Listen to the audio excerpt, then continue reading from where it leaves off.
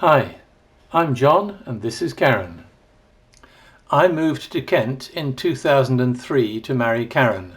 We live in Ashford, a town of about 75,000 people, about 60 miles southeast of London. We've each been dancing many different genres since we were teenagers and dance a few times every week.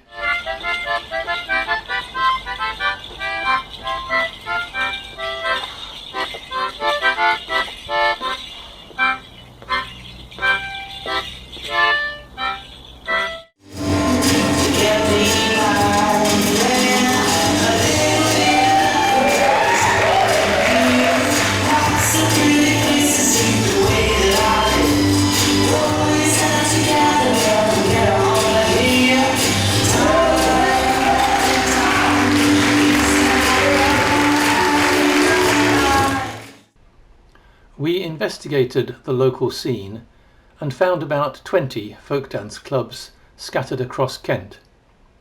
At folk dance clubs in England, we don't distinguish between genres, so in one evening you may well dance some Playford dances, modern country dances, square dances, Contra dances, and anything else that the caller chooses to call in any formation. The clubs generally use recorded music and local callers with a very wide range of skill levels. Sadly, few of the clubs have focused on recruitment, and on average the dancers were significantly older than Karen and myself. The dancing was not as dynamic as we would like. We tried to find modern Western square dancing too, but that had practically died out in Kent. So, when I retired from IBM in 2009, we started to run our own dances. We had just come back from a holiday in the USA and had danced at the Grey Eagle in Asheville. Inspired by the young dancers there, using influences from other dance styles in their contra dancing, we decided to start running contra dances in Ashford.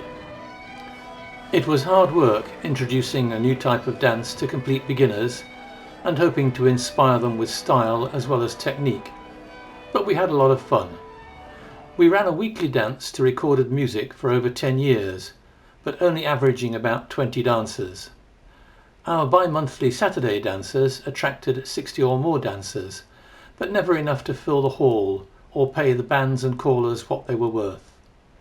I consoled myself by comparing our dancers with the contra dancers at Cecil Sharp House.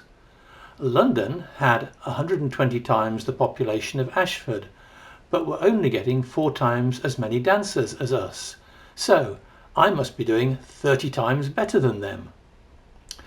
Many thanks to Wendy Graham, Brooke Friendly, Seth Tepfer, and all the other great callers and bands from the USA and the UK that supported us during those years.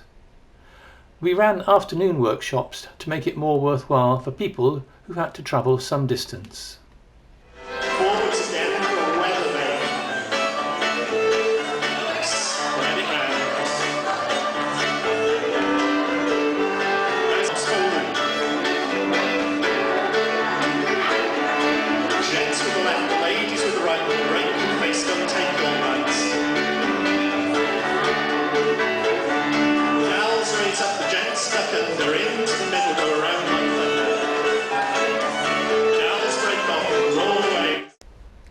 We also ran weekly afternoon sessions in Ashford and Maidstone, a bigger town 20 miles northwest with a much better catchment area.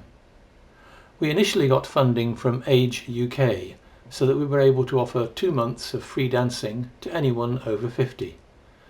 The Ashford sessions ran for 3 years, but eventually numbers dropped and the sessions became financially unviable.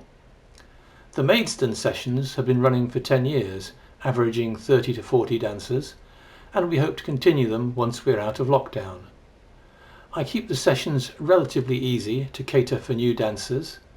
We usually do 8 dances in 90 minutes from lots of different genres. Dynamic programming ensures that anyone who wants to dance can dance every dance. In 2017, we started running monthly Sunday afternoon masterclass sessions in Maidstone for those who wanted more of a challenge. Small numbers, just round 10 to 16, but great fun. In 2014, we were lucky enough to meet Laurette Tuckerman in Cecil Sharp House at a Contra dance, and we worked with her to run the first few Contra dances in Paris, with the wonderful English Contra dance band providing the music.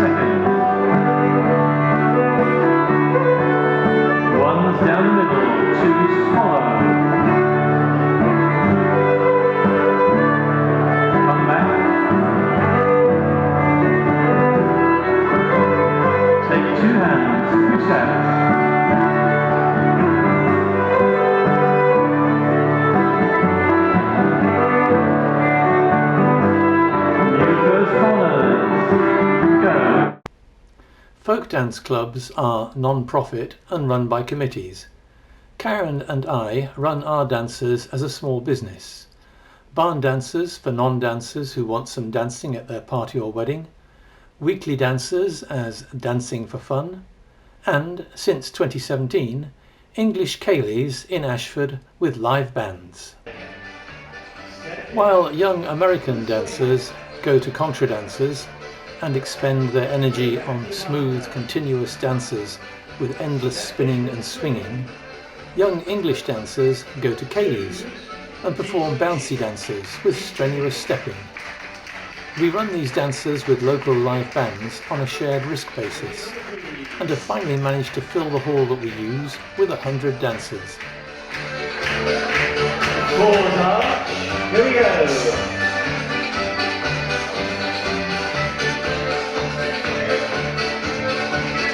Do it again.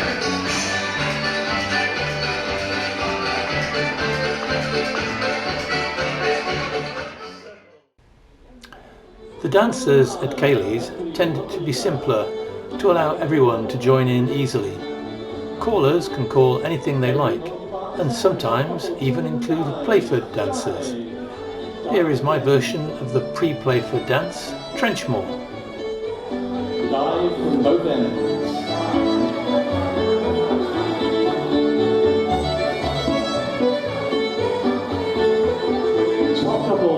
Regular right arm, here we go. 1.5, opposite gender. Left arm, dancing it round. Wait for the man, he's always late.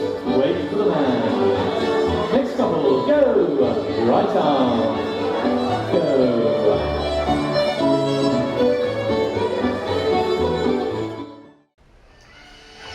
Some dances run at 80 beats a minute instead of 120, and we do a hornpipe step to it, something I rarely see in America.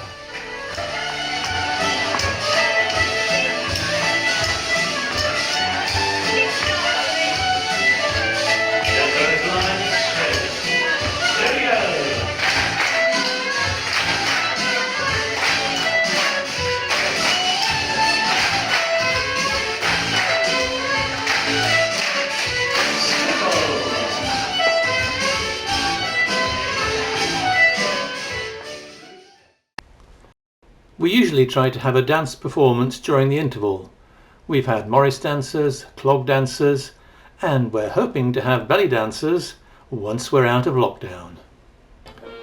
Speaking of lockdown, Karen and I wrote some dances suitable for isolated couples.